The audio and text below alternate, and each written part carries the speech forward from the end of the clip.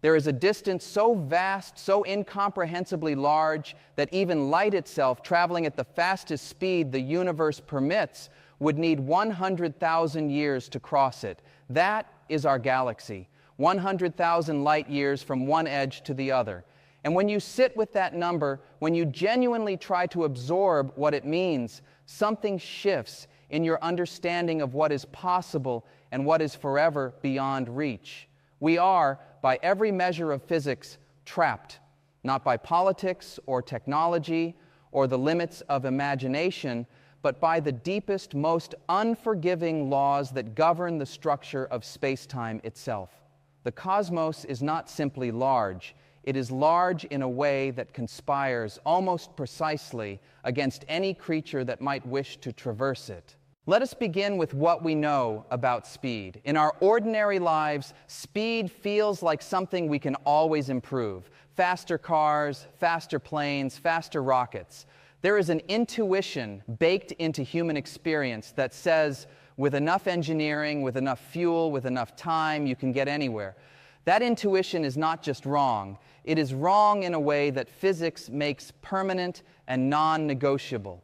In 1905, a young Albert Einstein published a paper that quietly dismantled the classical picture of motion. He showed that the speed of light, approximately 299,792 kilometers per second, is not simply the current record held by photons. It is the absolute ceiling of the universe. Nothing with mass can reach it. Not a spaceship, not a particle, not any physical object constructed from matter. And the reason is not engineering. The reason is geometry, the geometry of space-time itself. Here is how to understand it. As an object accelerates, its mass, in a sense, increases. Not in the everyday sense of getting heavier on a scale, but in the sense that it becomes harder and harder to push further.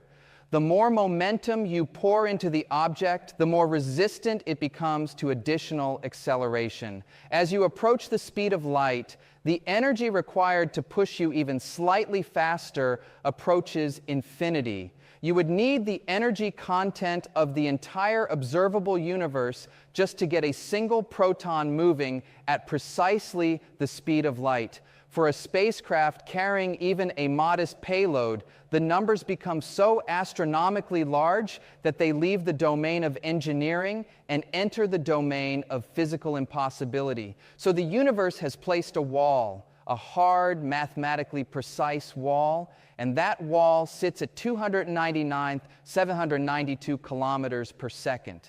Now, let us suppose we accept that wall. Let us suppose we build the most advanced rocket physically conceivable, one that travels at a significant fraction of the speed of light, say 90%. At that speed, crossing the Milky Way would still take over 100,000 years. The engineering challenge alone is staggering. You would need fuel, enormous quantities of it. The most efficient known propulsion concept, a fusion drive or perhaps an antimatter engine, still requires a ratio of fuel to payload so extreme that the spacecraft would need to carry a mass of propellant many orders of magnitude greater than the mass of the vessel itself.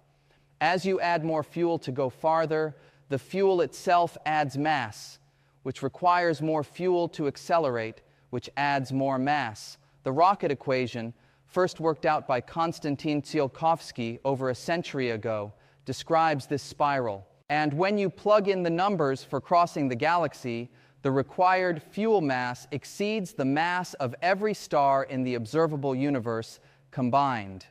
This is not a technological shortfall.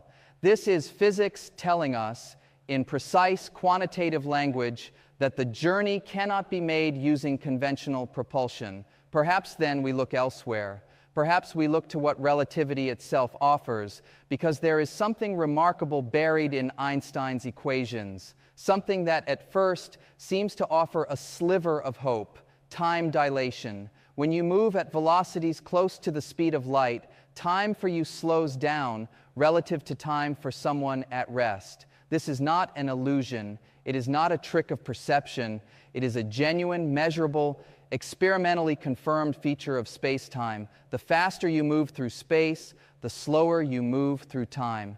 GPS satellites require corrections for this effect every single day. It is real physics operating in the real world. So here is what time dilation seems to offer. If a traveler could accelerate to, say, 99.9999% of the speed of light, the time they experience during the journey would be compressed dramatically. From the traveler's internal clock, a journey of 100,000 light years might feel like only a few decades. In principle, a single human lifetime. For a brief moment, this seems like an escape hatch, and it is worth taking seriously because it is genuine physics. But when you follow the logic all the way through, the escape hatch closes, and it closes hard. The first problem is the energy requirement. Reaching 99.9999% of the speed of light requires energy on a scale that dwarfs anything our civilization can currently imagine, let alone generate. The Lorentz factor at that velocity, the number that describes how compressed time becomes, is roughly 707. Achieving that factor of compression requires kinetic energy equivalent to approximately 700 times the rest mass energy of your spacecraft. For a ship massing just 1,000 kilograms, the energy required would be comparable to the total energy output of the sun over several years. For a crewed vessel with life support, supplies, and shielding, the numbers escalate far beyond anything feasible by many orders of magnitude. The second problem is collision. Space is not empty. It is filled with dust, gas, and particles. At ordinary speeds, a grain of interstellar dust is harmless. At 99.999999% of the speed of light, that same dust grain strikes your vessel with the energy of a nuclear weapon. The interstellar medium across 100,000 light years would sandblast any vessel into oblivion. You would need shielding of extraordinary thickness, which adds mass, which requires more energy, which circles back to the first problem. The third problem is the asymmetry of time. This one cuts deepest. Even if a traveler could survive the journey and experience it as a compressed few decades, the universe outside their vessel would have aged 100,000 years. They would arrive at a destination that had changed beyond recognition. Everything they knew, every civilization, every relationship, every context that gave the journey meaning would be gone. The traveler does not escape the 100,000 years. They simply outsource those years to the rest of the universe while they sleep through them. Time dilation is not a free pass. It is a trade. You give up your connection to the world you left behind. So we turn, as physicists sometimes do when reality seems especially stubborn, to more speculative territory. The territory of curved space-time, wormholes, and the mathematical structures that Einstein's equations permit in principle. A wormhole is, in formal terms, a hypothetical tunnel through the fabric of space-time. It is a solution to Einstein's field equations, first worked out by Einstein himself and Nathan Rosen in 1935, producing what is now called an Einstein-Rosen bridge. The mathematics is clean. The idea is that if space-time can curve and warp, as general relativity explicitly describes, then perhaps it can also fold. Fold space-time in half, punch a shortcut through the fold, and suddenly 2 points separated by 100,000 light years are only a few meters apart through the tunnel. It is a beautiful idea, and the physics does not technically forbid it, but it does demand something that may itself be physically impossible: exotic matter. To keep a wormhole open, to prevent it from pinching shut the instant it forms, requires matter with negative energy density, not just low energy, negative energy. Matter that pushes space-time apart rather than curving it inward. We have observed in quantum mechanics phenomena like the Casimir effect that hint at negative energy densities in highly constrained laboratory settings. The energy involved is infinitesimally small. the energy needed to stabilize a traversable wormhole large enough for a spacecraft would be, by most estimates, comparable to the mass energy of an entire star, configured in a precise and stable geometric arrangement that we have absolutely no idea how to engineer. Beyond the energy problem, there is the stability problem. Theoretical work by physicists, including Kip Thorne and Stephen Hawking, has shown that wormholes, even if they could be created, would be catastrophically unstable. The moment any matter, even a single photon, passed through the tunnel, quantum fluctuations would destabilize the geometry, and the wormhole would collapse faster than any physical signal could traverse it. Hawking's chronology protection conjecture goes further, suggesting that the laws of physics conspire to prevent any structure that could allow faster-than-light travel, because such travel would create paradoxes in causality so severe that the very fabric of logical consistency in the universe would unravel. Then there is the Alcubierre drive. In 1994, physicist Miguel Alcubierre, inspired explicitly by science fiction, discovered a solution to Einstein's equations describing a bubble of flat spacetime surrounded by a region where spacetime contracts ahead of the bubble and expands behind it.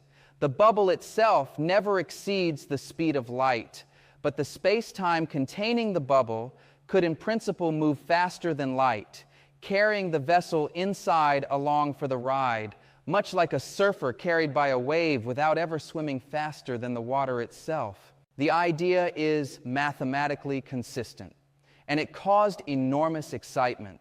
But as physicists examined it more carefully, the obstacles accumulated. Alcubierre's original design required an amount of exotic negative energy comparable to the mass energy of Jupiter, configured with precision we have no theoretical framework for achieving. Subsequent refinements have reduced the theoretical energy requirements, but they remain far beyond any conceivable technology. And there is a deeper problem. The interior of the warp bubble is causally disconnected from its walls. The crew inside cannot send signals to the exterior of the bubble to steer it or control it. You cannot turn on your engine from inside the bubble because no signal you generate can reach the bubble wall. You would need to set the entire trajectory before departure and have no ability to adjust course. These are not minor inconveniences to be solved by better engineering. They are structural features of the physics itself. What general relativity gives us, then, is a picture of a universe that is geometrically complex enough to imagine shortcuts, but physically constrained enough to deny them.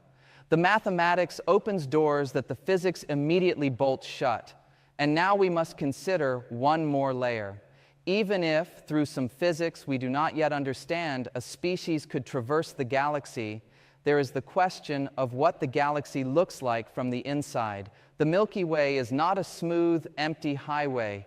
It is a structure laced with stellar radiation, supernova remnants, gamma-ray bursts, dense molecular clouds, gravitational gradients from millions of stars, and at its center, a supermassive black hole 4 million times the mass of our sun, surrounded by an environment of radiation so intense that it would be lethal at distances measured in light years. A path from one side of the galaxy to the other would necessarily weave through regions of space where the physics of survival becomes its own impossible problem.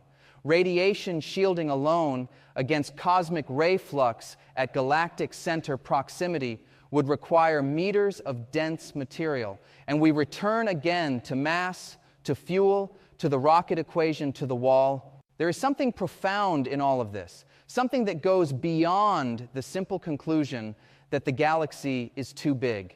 What the physics is telling us is that the universe has a preferred scale. Life, chemistry, biology, cognition, all of these emerge from physics operating at small scales, at the scale of atoms and molecules and cells. The galaxy operates at a scale so many orders of magnitude beyond the biological that the laws governing each domain are almost alien to each other. We are, in a sense, creatures of the quantum world, beings whose existence is organized at the scale of angstroms, attempting to operate at the scale of 10 to the 21st meters. The cosmos is not indifferent to this mismatch. It enforces it. The light speed limit is not arbitrary. It is woven into the deep structure of space-time, into the Lorentz symmetry that underlies every known force and every known particle. Breaking it would not simply be difficult, it would require rewriting the mathematical foundations of reality itself. It would require a universe where the speed of causation, the speed at which one event can influence another, is infinite. And in such a universe, the stable chemistry that produces stars, planets, and eventually life would not exist. So the speed of light, the wall that traps us, is also the feature of physics that makes us possible in the first place. We cannot cross the galaxy because we are made of the same physics that makes the galaxy real. When we look up at the night sky and see the faint smear of the Milky Way arcing overhead, we are seeing our entire gravitational neighborhood, the 100 billion stars that share our cosmic address. And the distance to the far edge of that smear is, in any meaningful physical sense, forever. Not forever in the colloquial sense of a very long time. Forever in the sense that no organism, no civilization, no physical process constructed from matter and energy operating under the laws that govern this universe can traverse it within a single coherent journey. The galaxy is ours to observe, to map with radio waves and X-rays and gravitational wave detectors.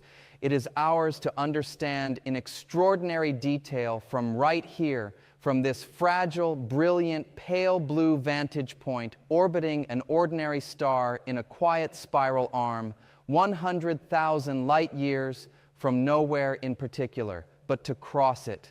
That is something the universe has reserved for no one.